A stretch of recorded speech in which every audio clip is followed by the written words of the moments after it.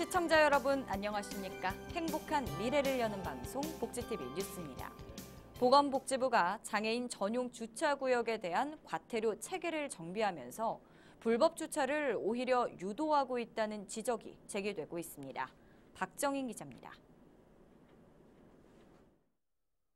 보건복지부가 장애인 전용 주차구역 시행령 개정안에 대한 의견 수렴을 지난달 마감했습니다.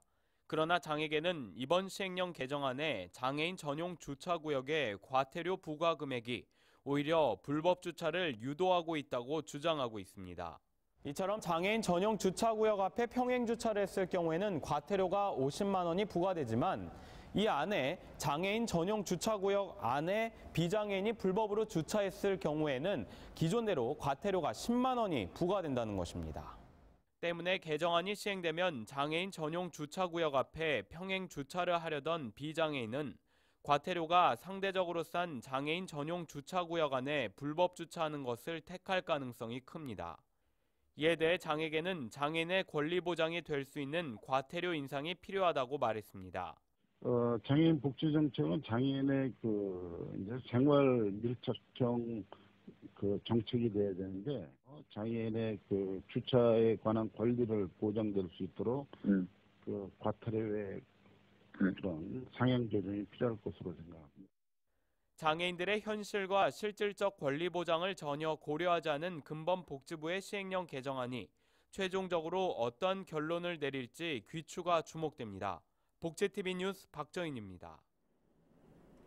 장애인의 운전면허 취득을 도울 장애인 운전지원센터가 서울 강서구에 들어섰습니다. 박광일 기자가 소개합니다. 서울 지역 최초로 운전면허를 취득할 수 있도록 지원하는 강서장애인 운전지원센터가 개소했습니다. 우리나라 인구의 250만 명이 장애인임에도 불구하고 장애인이 면허 소지자는 13만여 명에 불과한 실정입니다. 이에 우리 공단에서는 장애인의 이동권을 확보하고 또 우리 공단이 사회적 기업으로서의 책임을 완수하기 위해서 이번에 장애인 운전지원센터를 개소하게 되었습니다. 이날 개소한 장애인 운전지원센터는 운전 가능 여부를 사전에 평가하는 운동능력 평가 장비와 1, 2종 보통 차량, 학과 교육 및 시험을 볼 수 있는 컴퓨터 등을 갖추고 있습니다. 운전교육은 비장애인과 동일한 방식으로 학과 교육, 기능 교육, 도로주행 교육 등 총 18시간을 실시한 뒤 도로주행을 거쳐 운전면허가 발급됩니다. 특히 작업치료사 2명과 교육강사 2명이 배치돼 전 과정이 1대1로 진행됩니다. 한편 장애인 운전지원센터는 면허 취득을 희망하는 중증장애인을 대상으로 예약제로 운영됩니다. 복지TV 뉴스 박광일입니다. 법제처가 장애인 활동지원제도 신청 자격을 장애 등급 3급까지 확대했습니다. 지난달까지는 장애 등급 1, 2급 장애인만 활동지원제도를 신청할 수 있었지만 이제는 3급 장애인도 활동지원제도를 신청할 수 있습니다. 장애인 활동지원제도는 장애인에게 활동보조, 방문 목욕, 방문 간호 서비스 등을 제공하는 것으로 수급자로 선정되면 장애 정도와 생활 환경에 따라 매달 48시간에서 최고 391시간의 활동지원 급여를 받게 됩니다. 신청은 주소지의 읍면동 주민센터와 우편을 통해 접수할 수 있습니다. 보건복지부가 오는 7월 시행되는 맞춤형 기초생활보장제도에 따라 신규 신청자를 전국 각 읍면동 주민센터에서 신청받습니다.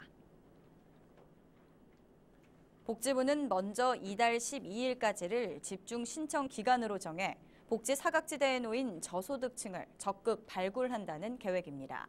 이 기간에 신청할 경우 이르면 7월 20일 첫 급여를 받게 됩니다. 한편 기초생활보장제도는 올해 7월부터 통합급여에서 이른바 맞춤형 개별 급여 방식으로 바뀌며 기초생활수급자 선정 기준이 되는 최저생계비를 중위소득으로 대체해 생계비와 의료비, 교육비, 주거비 등 각 급여를 받을 수 있는 선정 기준을 다층화했습니다. 같은 아파트에 사는 여성 장애인들을 수차례에 걸쳐 성폭행한 피고인에게 대법원이 징역 18년형을 최종 확정했습니다.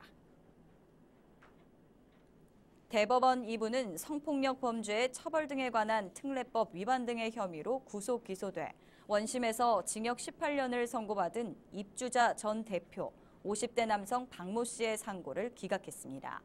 박 씨는 지난 2010년 6월 지적장애 여성 A 씨를 비롯해 2013년 2월부터 3월까지 또 다른 지적장애 여성 B 씨를 성폭행하는 등 4명의 여성장애인을 번갈아 가며 성폭행과 성추행한 혐의를 받고 있습니다. 대법원은 피고인의 범행의 동기와 수단 등 여러 가지 사정을 종합할 때 징역 18년을 선고한 원심의 형이 부당하다고 인정할 사유가 없다고 판시했습니다. 지적장애가 있는 딸을 끈으로 묶고 다녀 실형을 받았던 아버지가 2심에서 집행유예를 받았습니다. 서울중앙지법 형사항소 1부는 아동복지법 위반 혐의 등으로 기소된 A씨에게 징역 1년 6개월을 선고한 원심을 깨고 징역 1년 6개월에 집행유예 3년을 선고했다고 밝혔습니다. 재판부는 A씨는 잘못을 깊이 반성하고 있고 그도 지적장애 2급으로서 보육에 어려움이 있을 수 있다며 1심의 형은 다소 무겁다고 지적했습니다. 또 딸의 허리에 띠를 묶고 외출한 것은 위험에 노출될 우려가 있는 딸을 보호하기 위한 나름의 방책이었다며 처벌보다는 이웃과 사회의 따뜻한 관심과 보호가 더욱 절실해 보인다고 전했습니다. 도시에서는 흙을 보기 쉽지 않은데요. 곤충과 동물이 직접 교실로 찾아가는 농촌 체험 학습이 인기입니다. 정유림 기자입니다. 뱀을 감아 모자 모양을 만들어 머리에 씌우자 박수를 치며 즐거워하는 아이들. 겁에 잔뜩 질린 표정이지만 만지고 느껴보며 금세 동물과 친구가 됩니다. 고사리 같은 손을 재빠르게 움직여 도망치는 고슴도치를 잡느라 애를 쓰기도 합니다. 저한테는 동물 중에서 무서운 것도 많았는데 이걸 해보니까 별로 무서운 것들이 없었어요. 오늘 고슴도치 처음 만져봤는데 신기하고 재밌었어요. 도시화로 곤충과 동물을 접할 기회가 없었던 아이들에게 자연의 친근감을 주는 농촌 체험학습은 초등학교를 대상으로 신청을 받아 지난 4월부터 실시하고 있습니다. 아이들의 정서 발달은 물론 농가가 직접 찾아오며 홍보를 하니 어려운 농가의 소득 증대로 이어져 일석이조입니다. 학교 교육과 연계한 농촌 체험 학습을 통해서 도시의 어린이들이 자연을 사랑하는 마음, 정서 함량, 또 농업의 소중한 이해를 하는 기회가 되겠습니다. 지난해 8,000명의 학생들을 찾았던 교실로 찾아가는 농촌 체험 학습은 올해 서울 일부 학교를 포함해 약 6,000명의 학생을 만날 예정입니다. 복지TV 뉴스 정유림입니다. 사회복지시설 종사자들, 현장에서 겪는 스트레스가 이만저만이 아닙니다. 특히 시설 이용자로부터 겪는 폭언과 폭행은 자존감마저 잃게 한다는데요. 이들의 경험을 공유하고 토론하는 자리가 마련됐습니다. 김소영 기자입니다. 매월 20일은 공무원의 월급날이지만 즐겁지 않다. 바로 수급자의 급여일이기 때문. 전화를 받으면 온갖 욕설과 폭언. 너 때문에 죽어버리겠다는 협박. 이렇게 하루를 시달리고 나면 옳은 일을 하면서도 왜 모욕을 느껴야 하나 싶다. 영등포구 사회복지협의회가 사회복지시설 종사자의 자존감 회복을 위한 포럼을 열었습니다. 이날 포럼은 사회복지 공무원과 장애인시설, 보육시설 전문가 등이 시설 이용자 등으로부터 겪은 갈등 등 현장의 경험을 공유하고 대안을 찾고자 마련됐습니다. 오늘 포럼은 우리가 사회에서 이슈화가 되고 있는 복지 분야에 대해서 앞으로 방향을 어떻게 진행을 해야 될 건가에 대한 아마 그러한 포럼으로 갖는 시간이 갖게 되었습니다. 그래서 많은 복지사분들이 한 자리에서 앞으로 진행하는 데 대해서 좋은 의견이 발치가 되지 않나 생각을 하고요. 이날 포럼에서는 사회복지시설 유형별로 발표가 이어졌습니다.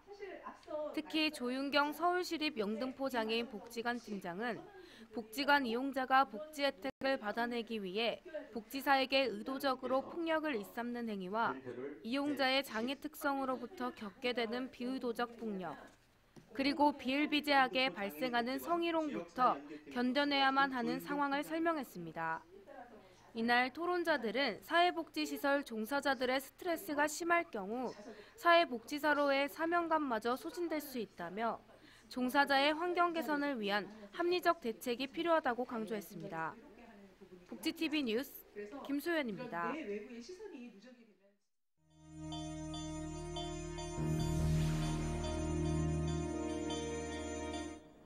이어서 간추린 뉴스를 전해드립니다.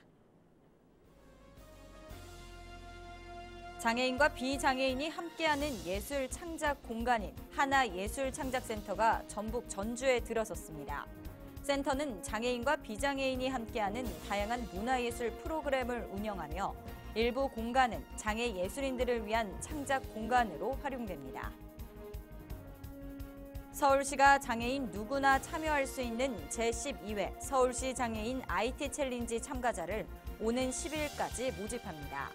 대회는 장애인의 정보 활용 능력 향상을 통해 자립과 사회 참여 기회를 늘리고자 마련됐으며 이달 27일 숭실대 벤처 중소기업센터에서 열릴 예정입니다. 참가 신청은 서울시 장애인재활협회 홈페이지에서 선착순으로 신청할 수 있습니다. 한림대 성심병원이 지난달 30일 경기도 수원에서 클린 경기, 흡연 예방 및 금연 홍보 캠페인을 펼쳤습니다. 5월 31일 세계 금연의 날을 맞아 열린 행사에는 45개 보건소 금연사업 담당자와 대학생이 참가했으며 금연 클리닉 체험 공간을 운영한 한편 금연 홍보물을 배부했습니다. 구미 장애인체육관에서 지난달 28일 제6회 구미컵 전국 휠체어 럭비 대회가 열렸습니다. 지난 2010년 1회 대회를 시작으로 6회째를 맞은 이번 대회는 구미시 장애인체육관과 경북장애인 럭비협회가 공동 주관했으며 경북 구미팀인 아틀라스 휠체어 럭비팀을 비롯해 11개 시도 20여 개 팀에 참가했습니다.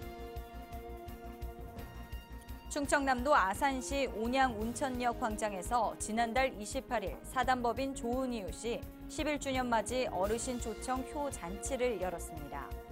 행사에는 1,200여 명의 어르신들이 참석했고 의료 서비스 및 영정사진, 네일아트 등 다양한 체험 서비스가 무료로 제공됐으며 어르신들에게 선물을 전달한 한편 공연과 홍보대사 위촉, 재능 나눔 시상식 등이 펼쳐졌습니다.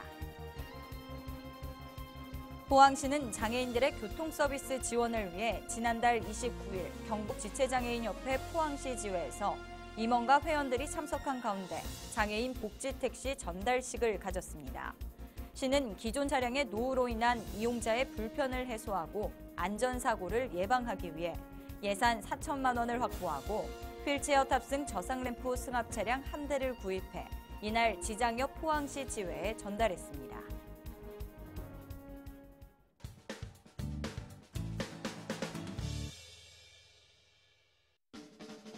한 주간의 사회복지 행사를 한눈에 알려드리는 시간 복지 게시판입니다. 서울특별시 중구장애인복지관에서는 2015 장애인복지 아이디어 공모전을 실시합니다. 이번 공모전은 장애인 복지 향상에 관심 있는 시민의 다양한 아이디어를 수렴해 참신하고 실효성 있는 복지 사업을 개발하고 추진하고자 합니다. 자세한 사항은 서울특별시 중구장애인복지관으로 문의하시기 바랍니다. 꿈을 주는 과일재단에서는 2015 나눔 문화 캠페인 아이디어 공모전을 실시합니다. 이번 공모전은 저소득층 아동들을 대상으로 한 과일 지원 사업으로 꿈을 주는 과일의 지원 대상 확대를 위한 나눔 문화 캠페인 아이디어 공모입니다. 자세한 사항은 꿈을 주는 과일재단으로 문의하시기 바랍니다. 지금까지 복지 게시판이었습니다. 이야기가 있는 시간, 오늘의 영상 함께 보시죠. 5월 31일은 매년 세계의 금연의 날로 정해져 있는데요. 금연을 계속 미루셨다면 오늘 오늘부터 새롭게 금연을 다짐해보는 것이 어떨까요? 담뱃값 인상 조치 이후 다소 주춤했던 흡연 심리가 되살아나고 있다고 합니다. 무엇보다도 자신의 건강을 위한 금연, 다시 한번 결심해보는 것은 어떨까요? 행복한 미래를 여는 방송 복지TV 뉴스를 마칩니다. 시청해주신 여러분 고맙습니다.